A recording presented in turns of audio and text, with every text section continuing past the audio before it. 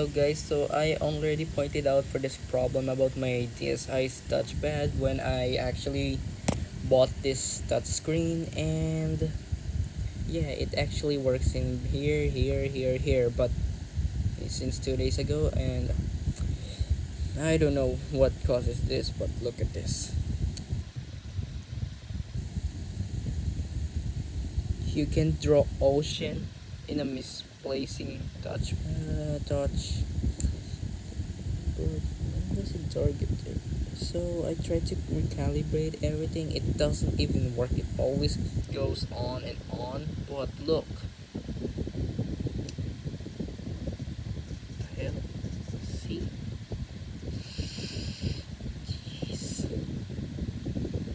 Mind if I can buy those touch screen again? The replacement ones. Because this was from China anyway. The touch screen replacement.